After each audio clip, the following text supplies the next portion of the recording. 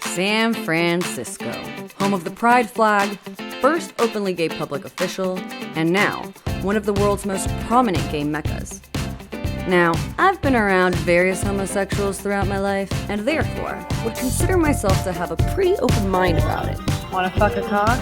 Yet going to San Francisco Pride showed me there was still a bit to learn. We have non-gender binary people, or non-gender specific, genderqueer, there's drag queens, full queen, cisgender people like yourself, gender bending, two-spirited, intersex, drag moms, multidisciplinary, and cross-dressers. Queer can be more inclusive. There are people who probably have heterosexual sex, but they can still be considered queer. How do you explain that? Because when I think of the word queer, I think of someone who's gay. A queer person is simply someone who doesn't fit into the norm. I mean, yeah, because what's normal? Just a couple that gets married and just does missionary? But I came to realize the openness and liberal demeanor isn't part of just Pride Week.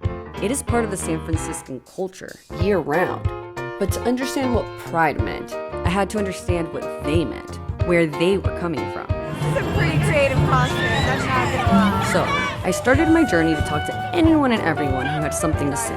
blowing the myth that anyone who's naked is gay, which we're not. Pride is for anybody. I mean, it's, straight people can enjoy it too. Starting with the newest addition to the LGBT movement, the ecosexuals. Ecosexual gender are for people who are attracted to the earth. Now, their approach to ecological issues was a bit different. You don't even have to have physical sex to be ecosexual. You can have a cloudgasm. You could be ecosexual. Nevertheless, they had much to say. I'm a professor at UC Santa Cruz, and I know in the biology department, on an axis of male and female, male being the most extreme male and female being the most feminine, that there were 54 other genders within that, 54 other variations on the X and Y chromosome, and that is in human beings, in all animals, and all species.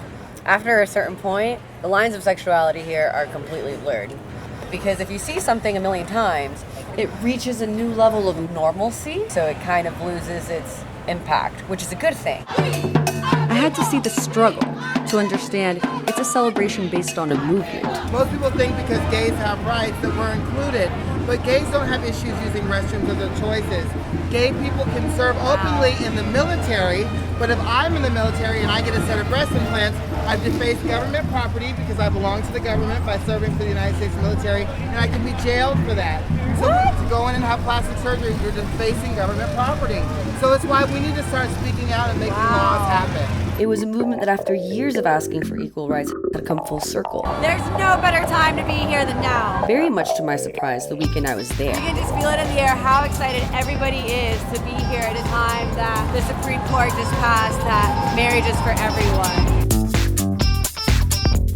I got the chance to speak with a Judy Garland of the gay community who as well had much to say. What would you say to someone who doesn't understand the concept of this movement? I'd say, why do you care? This whole idea that the LGBT movement is undermining the family is absurd. People don't get married because they're a baby factory. People get married because they love each other. It's about, can I trust you to be there when I'm sick?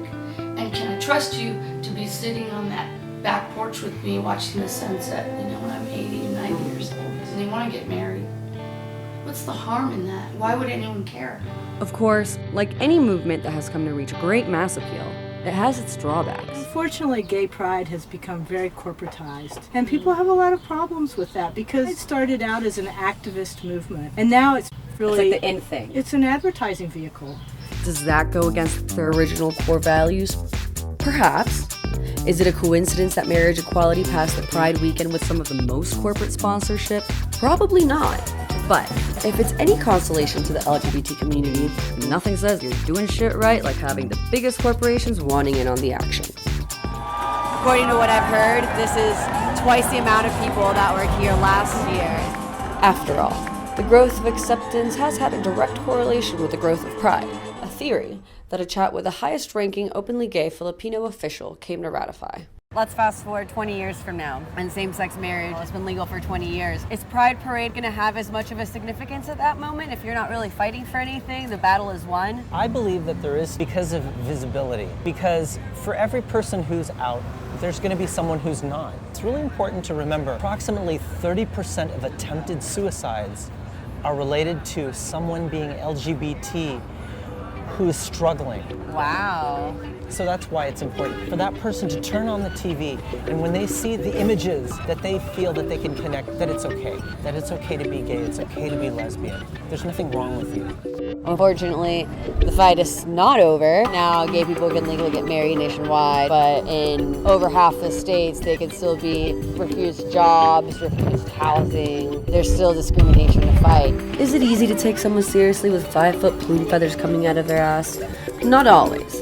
Oh, big swinging, come on. Yes, big swinging. Yet, in 1962, gay sex between two consenting adults in every state of the US of A was illegal. In 2015, gay marriage is legal nationwide. It would be a lie to say that the Pride Parade, the moment the LGBT community gets to come out and be proud because others will be standing alongside with them, hasn't helped them through their fight. It's supposed to be polite and blend in, and on Pride, everyone stands out and expresses themselves, and it's all about being who you want to be on that day.